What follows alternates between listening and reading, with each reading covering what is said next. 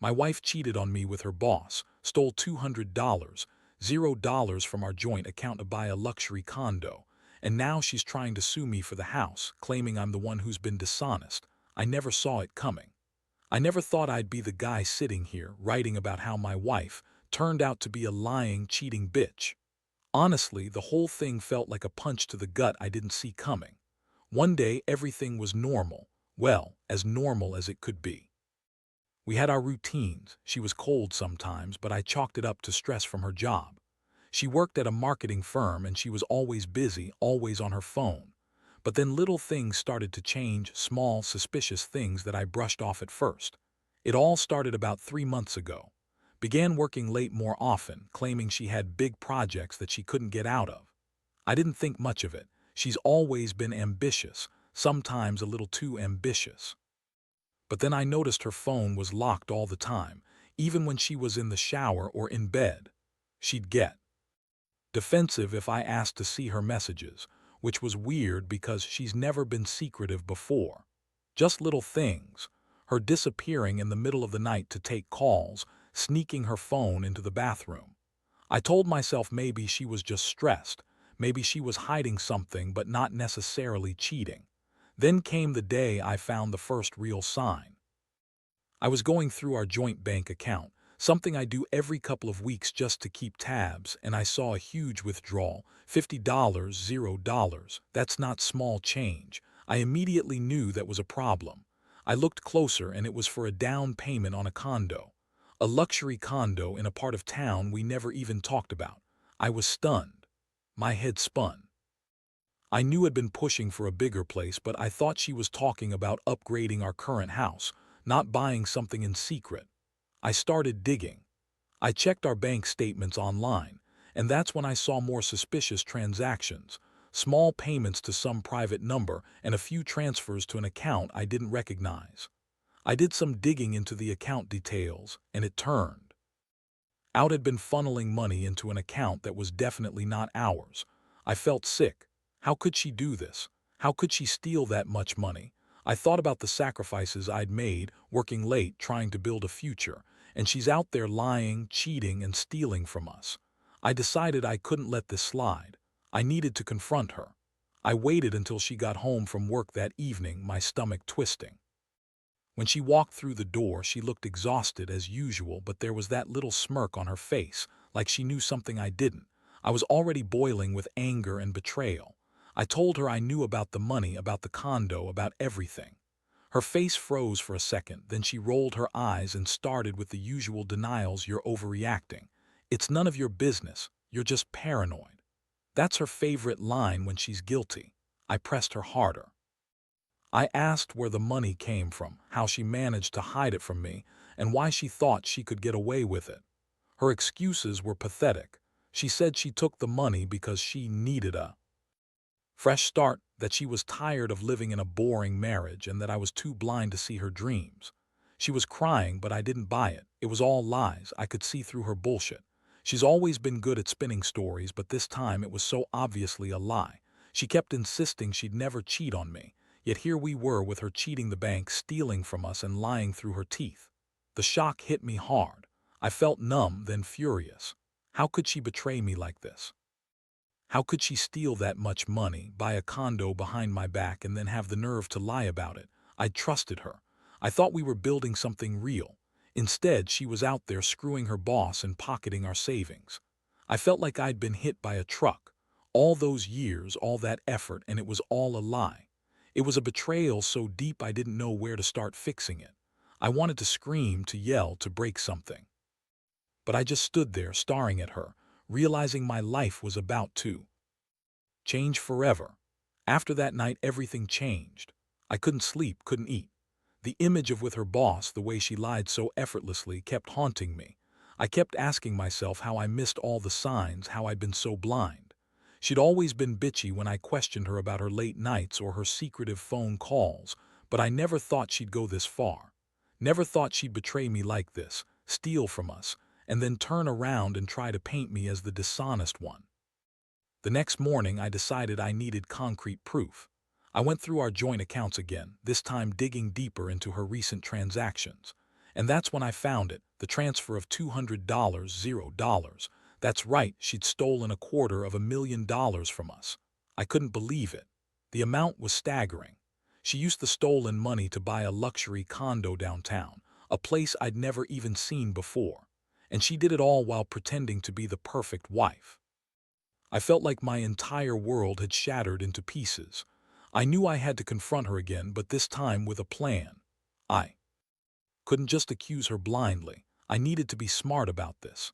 I spent the next few hours gathering evidence, bank statements, transaction records, messages. I wanted to be prepared. When she got home that evening, I was ready. I sat her down in our living room, the documents spread out on the coffee table. Her reaction was textbook. She tried to deny everything at first, claiming I was crazy, paranoid, or that I was trying to control her. But I wasn't falling for that anymore. I shoved the evidence in her face and told her I knew about the condo, the money, the affair. Her face paled and she started to stammer. She told me she'd only done it because I was so boring, because I didn't give her enough excitement, enough attention, that she needed a new life, one where she could be free. I asked her if she'd been sleeping with her boss. She had at first, then broke down crying, saying it was just sex, that she'd felt wanted for the first time in years. She claimed she'd been lonely, neglected, and that her boss was just a fantasy she'd indulged in. Yeah, right, that's what she told me, but I knew better. I saw the texts, the photos she left on her phone, things she thought I'd never find. They were explicit. They showed her in bed with him, whispering secrets, exchanging kisses. I was furious, hurt, and disgusted all at once. How could she do this? How could she betray everything we built? I felt like I was drowning in a sea of betrayal. I wanted to believe she'd change, that maybe she'd come clean and apologize for everything. But deep down, I knew this was just the surface of something darker. I could see her scheming, her lying, her manipulative side. She was good at hiding things, but this time she'd gone too far. The worst part, she kept insisting she loved me, that she'd never meant to hurt me, that she was just lost. Lost? No, she was reckless. She, stolen from us, lied to my face, and then tried to make me feel guilty for catching her. That's when I realized I couldn't stay married to someone like her. Not anymore. I told her I was done, that she needed to leave. She looked at me with that bitchy smirk, like she was trying to manipulate her way out of it. But I wasn't buying her bullshit anymore. I decided I had to do something about the money situation. I contacted a lawyer, started the process of getting a forensic audit on our accounts. I wanted everything out in the open. I also started thinking about how to get her out of the house, how to protect what was left of my sanity and my assets. I knew she'd try to spin this, try to twist everything around, but I was done playing nice. I'd catch her in her lies and make sure she paid for what she'd done. That day, I felt a mix of relief and dread. Relief that I finally knew the truth, but dread about what would come next. Wasn't just a cheating wife, she was a thief, a liar, and a manipulator. And I had to decide what kind of man I was going to be from here on out. I knew I wasn't going to let her get away with it, not without a fight. And I was already planning my next move. The days that followed were like living in a nightmare I couldn't wake up from. I contacted a lawyer, as I said, but the process of unraveling her lies and protecting what little was left of my life felt like trying to patch a sinking ship with duct tape. Of course, went full bitch mode, denying everything, spinning stories, crying crocodile tears, and insisting I was the bad guy. She kept saying, "You don't understand, I was just overwhelmed. I never meant for it to get this far. You're being so unfair." Her words made me sick. She acted like she was the victim, like I was the one who'd been dishonest all along. Meanwhile, she was out there screwing her boss, stealing our money, and buying that stupid condo. I couldn't believe I married someone so manipulative. I kept telling myself I should seen the signs, but honestly, I dug into her phone records, and what I found made my blood boil. There were dozens of texts between her and her boss, Michael, full of suggestive shit, flirty comments, pictures, promises of more when she was free. She told him she hated her marriage, that she felt trapped. She even sent him pictures of herself in lingerie. I couldn't believe I'd been so stupid, so blind. She had been planning this for months, maybe longer, and I had no idea.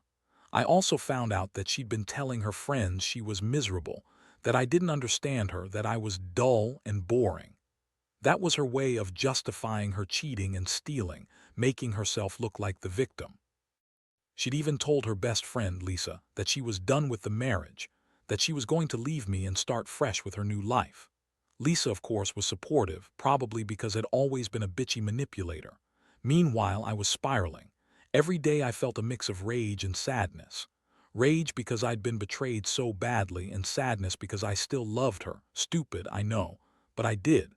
I kept asking myself what I'd done wrong, how I could have missed all the signs. I kept thinking about the life we'd built, the plans we'd made, and how she'd just thrown it all away for some stupid affair and greed.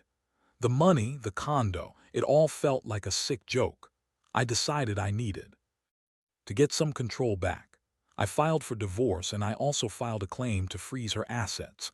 I wanted to make sure she didn't run off with the money or try to hide it. My lawyer told me I had a solid case, especially with the evidence I'd gathered. But that didn't make it any easier. Every time I saw her, she'd throw that bitchy look, like she thought she was untouchable. She kept insisting she was the real victim here, that I was just jealous and trying to ruin her. One day she confronted me again, trying to guilt-trip me into dropping the case. She said, "You're just mad because I found someone better," and that she was doing this for herself, that I never cared about her. I looked at her and realized I'd wasted so many years trying to keep this marriage alive. All the signs were there, they'd been there for a long time. She was selfish, manipulative, and completely self-centered. I told her she'd ruined everything, our trust, our future, everything. I told her she was a liar and a thief, and she could go to hell. She sneered at me and said I was just bitter, that I'd regret this someday. But I knew better. I knew I'd be better off without her. I felt the weight of it all pressing down on me, but somehow I also felt free. Like I was finally waking up from a nightmare I'd been living in for too long. That's when I started to think about moving on. I started packing up some of my things, figuring out how to get her out of the house. I was furious that she thought she could just walk away with everything, her affair, the stolen money, the condo, and still expect me to be okay with it. No way. I was going to fight for what's mine, for what I deserved. I wasn't going to let her win, not without a serious battle. The emotional toll was brutal. I'd gone from feeling betrayed to feeling hollow. I kept questioning myself, was I a bad husband? Did I miss some warning signs? How did I not see her true colors? But deep down, I knew it wasn't my fault. She was just a manipulative, greedy bitch who thought she could have her cake and eat it too. Now I was left picking up the pieces, angry, hurt, but determined to make sure she didn't get away with everything. The day I finally told her she had to leave was one of the worst of my life. I had all the documents ready, proof of her theft, the bank statements, the evidence of her affair with Michael, everything. I didn't want to drag it out, but I also wanted her gone for good. When I handed her the eviction notice, she looked at me with that same bitchy smirk, like she thought she still had some kind of power over me. She tried to argue, of course. Said she was entitled to the house because she was the real owner, as if her stealing money and cheating on me didn't matter. She threw a tantrum, yelling, crying, insisting that I was just jealous and that I'd regret this. She said, "You're just mad because I found someone better," and that I was trying to ruin her life. I just looked at her and told her she'd ruined our life, not me. That I knew everything now, and I wasn't going to let her get away with it. She stormed out of the house that day, slamming the door behind her, but I didn't feel relief. I felt empty, like I'd just lost a part of myself. I'd spent years building what I thought was a life with her, and it turned out she was just playing me all along. I wanted to scream, but I held it in. Instead, I focused on getting everything in order to protect myself and my assets. Over the next few weeks, the legal process moved fast. The forensic audit confirmed what I already knew. She had stolen hundreds of thousands of dollars. The bank froze her accounts, and I hired a private investigator to track her whereabouts. She was holed up in that stupid condo, probably trying to sell it or hide the money. I knew she was planning her next move, but I was ready for her. I wasn't going to let her walk away with everything she stole. Meanwhile, I started to feel a strange mix of anger and relief. Anger because she'd betrayed me so deeply, and relief because I finally saw her for what she was, a liar, a thief, a manipulator. I realized I'd been living in denial, convincing myself that everything was fine, that she still loved me. But her actions proved otherwise. She'd been planning this for a long time, and I'd been too blind to see it. I also began to reflect on what I'd learned. Trust is fragile. Money can turn even the most stable relationship into a battlefield. And most importantly, you can't change people who don't want to be changed. I had to accept that was just who she was, a selfish, dishonest person who thought she could get away with everything. My job now was to rebuild my life from the ashes, to move on and leave her behind. The emotional toll was still heavy, though. There were nights I'd lie awake, replaying everything, wondering if I'd missed some signs or if I could done more to prevent this disaster. But I knew dwelling on what I couldn't change wouldn't help. I had to focus on myself, on healing, and on making sure she never hurt me again. I started going to therapy, talking to friends, and slowly I began to piece my life back together. Looking back, I realize I learned some hard lessons. Never ignore the little signs of trouble, never assume your partner is perfect or incapable of betrayal, and always keep a close eye on your financials, because money can be the undoing of even the strongest relationships if you're not careful. I don't wish this on anyone, but I hope my story serves as a warning. Trust is precious, but it's also fragile, and when it's broken, it's almost impossible to fix everything. The aftermath of everything hit me harder than I expected. Once the legal dust settled, I finally had some breathing room, but the emotional scars ran deep. I moved out of the house I'd tried to claim as her own, and I started renting a small apartment nearby. It wasn't much, but it was mine. I needed space to breathe, to think, to get my head straight. Every day felt like a 1 minute I was furious, the next I was just numb. The most shocking part, actually tried to sue me for the house. Said I'd been dishonest, that I'd hidden assets, and that I was trying to cheat her out of her rights. She spun some crazy story about how I'd been controlling and manipulative, even though I had all the proof of her theft and her affair. I couldn't believe her audacity, that she thought she could just lie her way into getting what she wanted. It was like she had no shame. My lawyer told me to prepare for a fight. His legal team was throwing everything they had, false accusations, fake documents, whatever they thought would work. But I knew the truth, and I had the evidence to back it up. I also had the forensic audit, bank statements, and her own texts that proved her betrayal. I wasn't about to let her steal the house or any of the money she'd taken. I was ready to go to court if I had to. Meanwhile, I started to notice how her new life was unraveling. She was trying to keep up appearances, but I could tell she was panicked. Her texts became more frantic, her calls more desperate. I didn't respond. I'd learned the hard way that she was manipulative. She'd say anything to get what she wanted, and she'd never take responsibility for her actions. I didn't trust her anymore, not even a little bit. One day, she showed up at my apartment unexpectedly, crying and begging for forgiveness. She told me she was sorry, that she'd realized she'd made a huge mistake, that she still loved me and wanted to work things out. That was the moment I saw her for who she really was, a selfish, manipulative woman who thought she could just apologize and everything would go back to normal.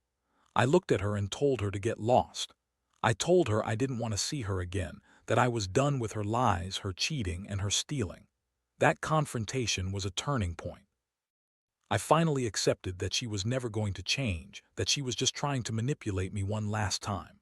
I knew I had to focus on rebuilding my life, on healing from this heartbreak. I started therapy, leaned on my friends, and took up new hobbies, things I'd always wanted to do but never had the time for. Slowly, I was regaining my strength. The biggest lesson I learned from all this: never ignore the signs of betrayal, no matter how small they seem. Trust is fragile, and once it's broken, it's almost impossible to repair, especially when someone is as dishonest as money can be. A powerful motivator, and greedy people will do anything to get what they want. And most importantly, no matter how much you love someone, if they're lying, cheating, and stealing from you, it's better to cut ties and walk away than to keep pretending everything's okay. I still have days when I feel angry or hurt, but I also feel a strange sense of liberation. I'm finally free from the chaos she brought into my life. I know I'll never forget what happened, but I also know I'm stronger now. I'm rebuilding, and I'm determined to make sure I never let someone betray me like that again. If there's one thing I want others to take away from my story, it's this. Never ignore the red flags and never let someone's lies go unchecked. Because once trust is broken, it's damn hard to put back together. Now, looking back, I realize how much this entire nightmare has changed me. I used to think relationships were about trust, love, and building a future together. Turns out, some people are just out for themselves. Greedy, manipulative, willing to do whatever it takes to get what they want, no matter who gets hurt. Was one of those people, and I was just another mark in her game. The aftermath has been brutal, but it's also been a wake-up call. I've learned to trust my instincts more, to pay attention to the little signs I once ignored. I've learned that money can corrupt even the most seemingly stable relationships, and that sometimes the biggest betrayal comes from someone you thought loved you. I've come to accept that not everyone is worth fighting for, especially when they're actively working against you. Most of all, I've learned that I have to prioritize myself. My happiness, my safety, my financial security. When I found out she'd stolen so much money, I felt helpless, betrayed, and furious. But I also realized I couldn't control her actions, only my reactions. And walking away, protecting what I had left, was the best decision I ever made, even if it hurt like hell at first. This whole experience has left scars, no doubt, but it's also made me stronger, more cautious. I refuse to let anyone manipulate or ruin me again. I've rebuilt my life, piece by piece, and I'm finally starting to feel like myself again. It's not easy, and I still have bad days, but I know I'm better off without her. To anyone going through something similar, trust your gut, keep a close eye on your finances, and don't ignore the red flags. The truth might hurt at first, but facing it head-on is the only way to move on. Love is supposed to bring happiness, not chaos. And if someone is lying, cheating, or stealing from you, the only real choice is to cut them out. Because life's too short to waste on people who aren't worth it. I hope my story serves as a warning and a lesson. The pain fades, but the lessons stay. Protect yourself, stay vigilant, and never settle for less than honesty and respect. Because in the end, that's all that really matters.